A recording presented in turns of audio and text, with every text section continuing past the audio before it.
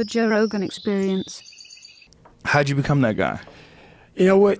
I grew up not that guy. Yeah. So a lot of people put a title on me. They want to, they see me now. They see me now as the guy that with his shirt off who can do 4,030 pull-ups in 17 hours, who can run 205 miles in 39 hours, who can do all this crazy shit. But what they don't understand is they don't understand the journey that it took me to get to this point. And what got me to this point was I was just the opposite of what I am today.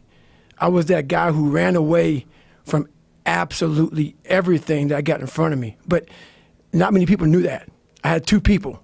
Like the real me was like this very scared, insecure, stuttering, got beat up by his dad, all this kind of stuff. And then I built this fake person that walked around like my shit didn't stink, you know? Right. Yeah, so that's kind of how I did it. And through a process of time, I realized that I was lying to myself and lying to people. But it's a fascinating journey, though, because you are that guy now. Right. I mean, you genuinely are a legit badass. Right. And at one point in time, you were a legit terrified person. Yes. So what was the process? Like, how did you step forth? Well, it's a long process. Right. My dad beat the shit out of me when I was growing up. I was the first black baby born in this hospital called Miller Fillmore in Buffalo, New York.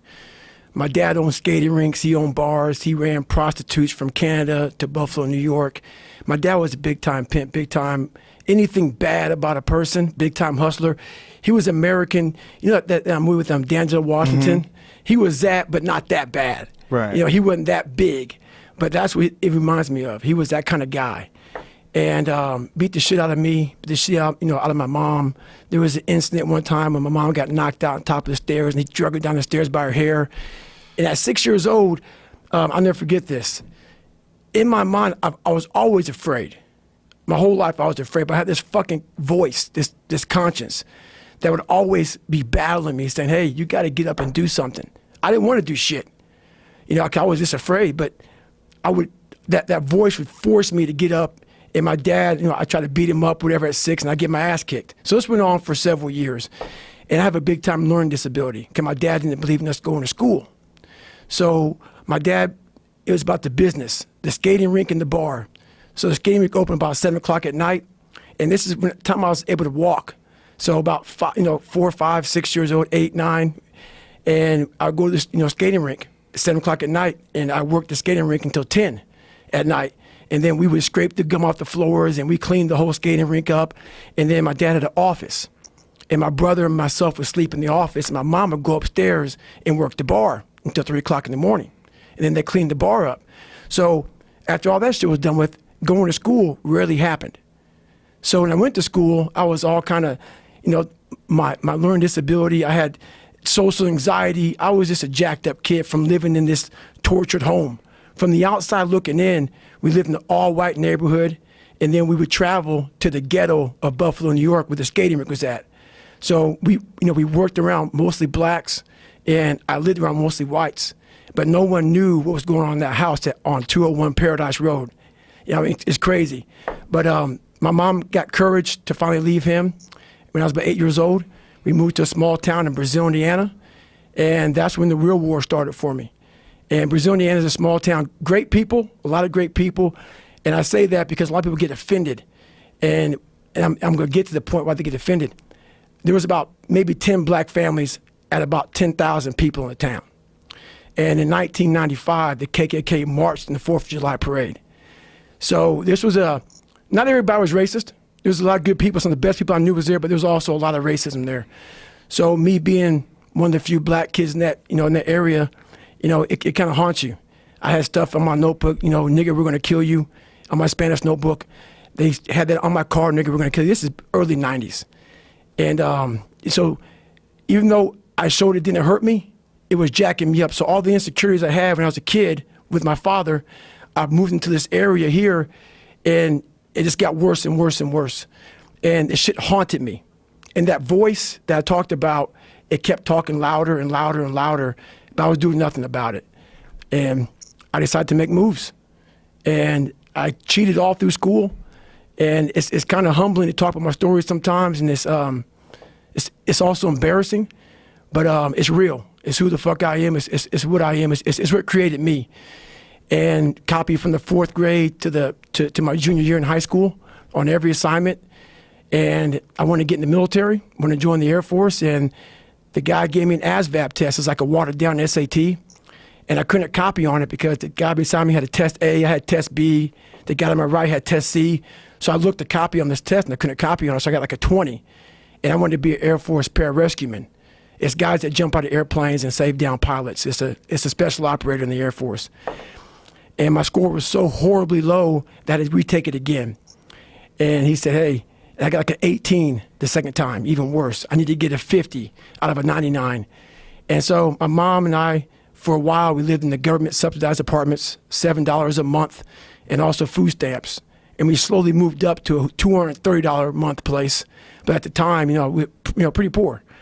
But my mom afforded enough money for me to go to see a tutor one hour a week. So for 4 hours a month, and I had 6 months to study for my last test. I could only take the ASVAB test 3 times. And I studied my ass off and passed it. And I got in the Air Force and realized there was more things in front of me. I was afraid of the water, terrified of the water. And I learned how to swim.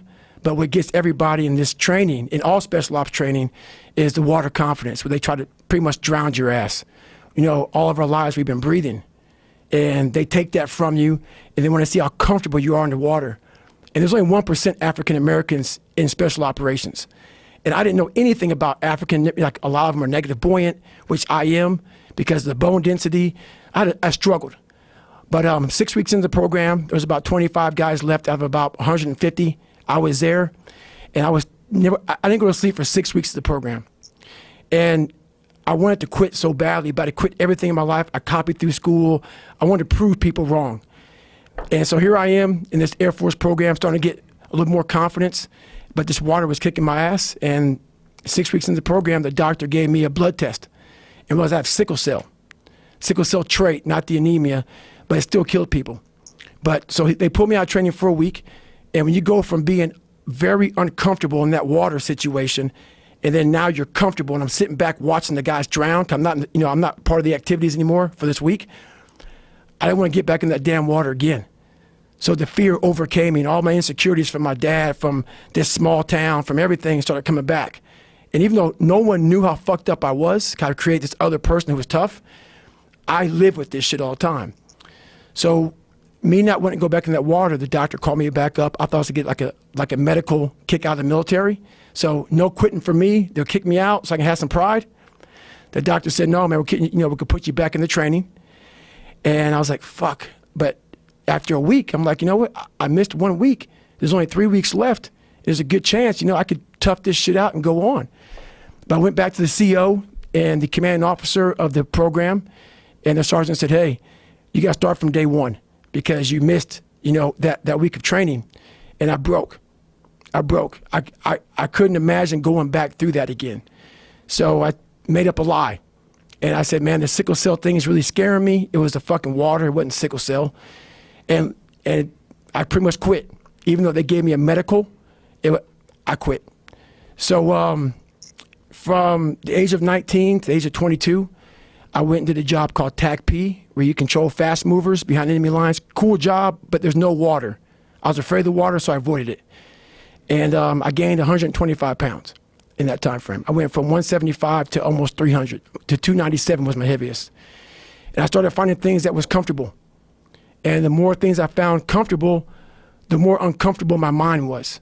Because that voice I was telling you about, it always was there. I was just trying to avoid that conscience. I wanted to be left alone from that conscience, and it wouldn't leave me alone. So I got out of the Air Force, and I started working for a job called Ecolab, where you spray for cockroaches at 24, and spraying at different Steak and Shakes, Red Lobster, whatever, from 11 o'clock at night to 7 o'clock in the morning. And what changed, I came home and watched this Discovery Channel show, Class 224.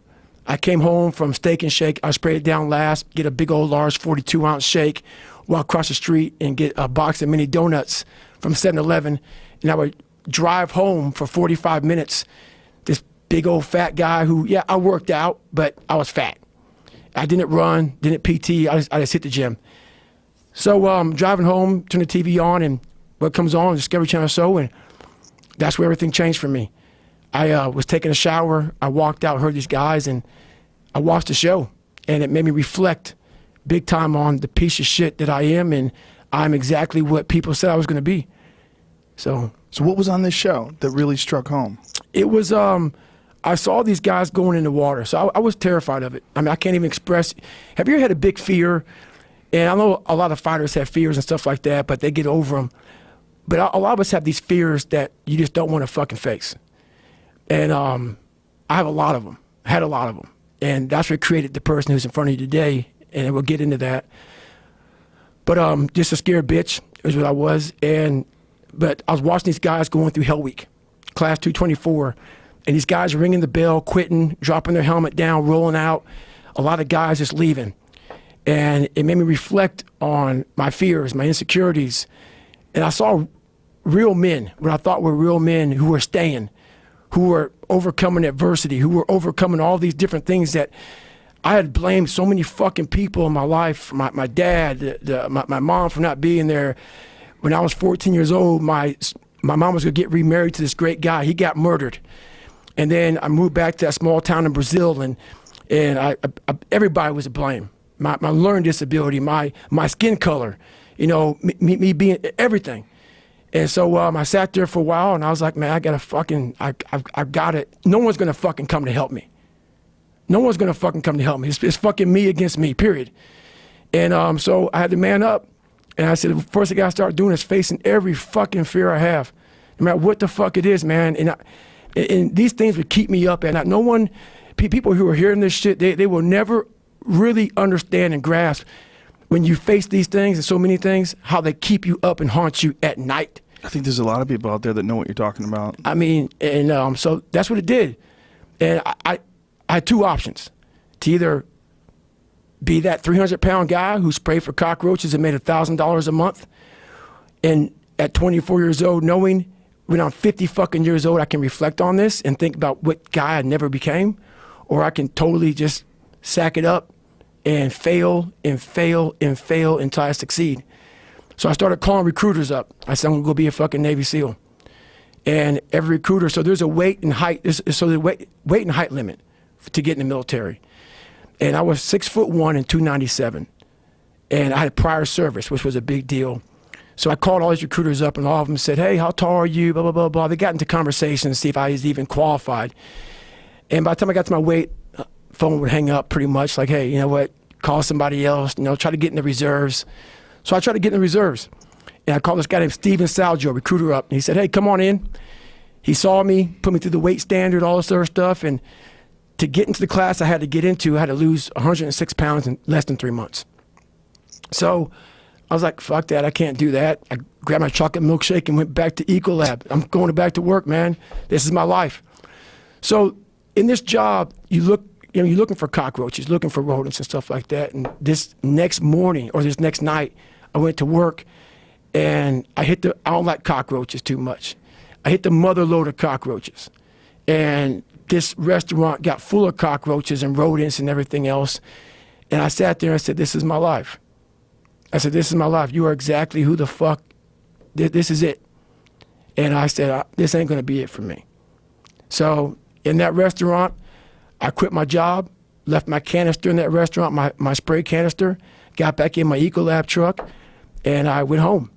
And I started working out like somebody, I became the most obsessed person on the planet Earth. And I was basically, I had to invent a guy that didn't exist. I had to invent a guy that can take any pain, any suffering, any kind of judgment, be called nigger, be called whatever the fuck in the world, and be able to stand in the fucking room and say, go fuck yourself. I had to build this callous mind, and I built it through suffering. I built it through downright fucking just crushing myself. If it was raining outside at 3 o'clock in the fucking morning, if it was snowing, the first instinct is don't go out there and do shit. My instinct was, we gotta fucking go out there. Anything that was fucking horrible in my life that I would normally say no, that was inhumane to most people, I had to go do it. And I started callousing my mind at this point in my life. And I lost the weight. And I went back to recruiter. I got into that class, and I went through 3 Navy SEAL Hell Weeks in 1 year. Only guy to ever be in 3 Hell Weeks in 1 year, to my knowledge. The first one I didn't make it through. The next 2 I did.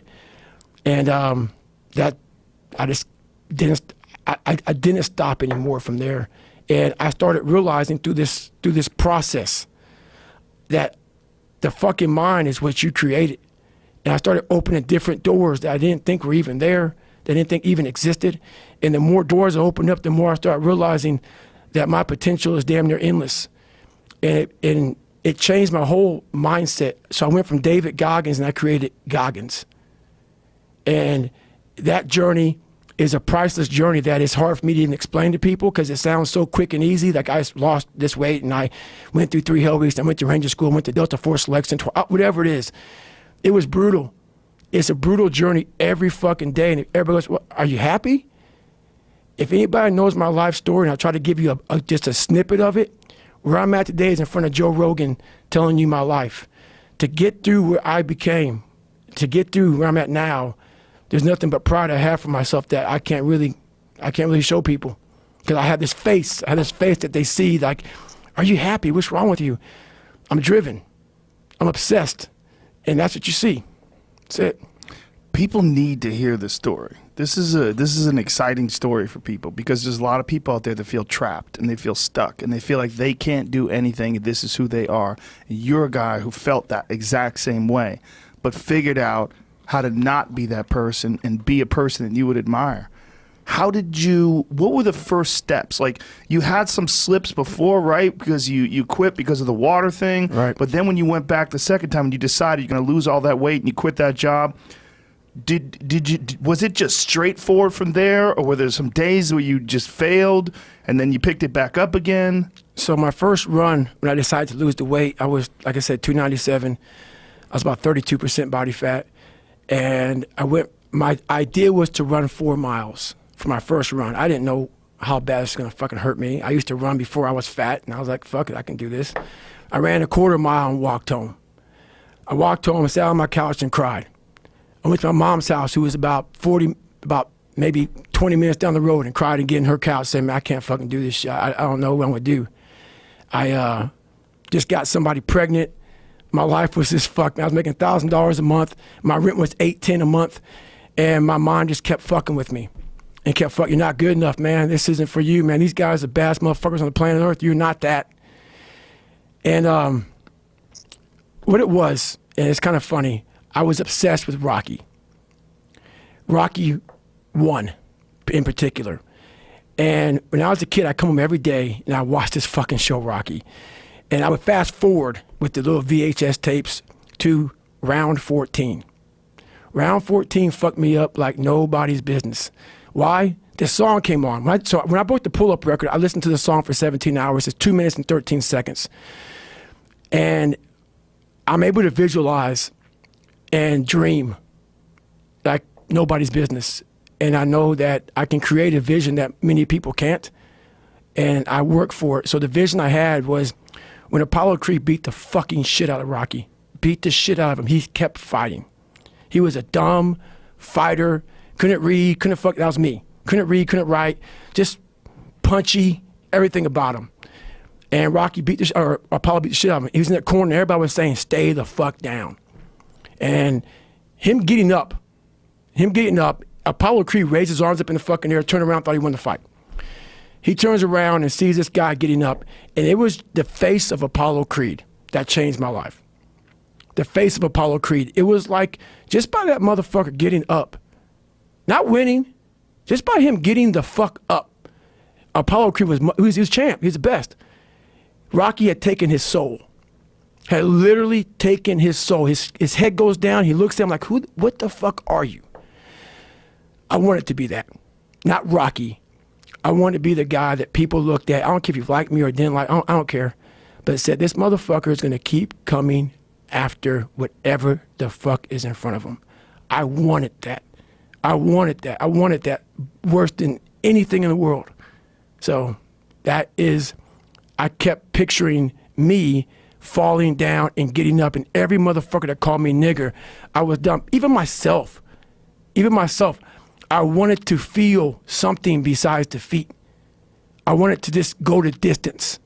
And that going the distance pushed me to a point of where now I go way past the distance. So you go the first day, you run a quarter mile, and then you walk back home, and Right. you're upset. How do you move forward? So basically what I did was I came home and I had a chocolate milkshake. I sat down and I gave up. I said, this ain't gonna fucking happen, man. I could lose 106 pounds and I can't even go a quarter of a fucking mile. I started being able to take negative shit and be happy. And this whole, I say what if a lot, it sounds corny and it sounds weak, but it's true. One of the recruiters said there's not many black Navy SEALs. Matter of fact, I was the 36th African-American SEAL in history. It's in over 70 crazy. years. Because of the fucking water, you know? Right. I mean, people get mad at me. It's fucking true. Just get over it. And so I was like, man, what story would it be if my fucking fat, dumb, lying to be friends with people, insecure ass can overcome this shit? And that what if mentality, like that dreamer mentality just would always fuel me. It would just fuel me, man, what if I can be a SEAL, man?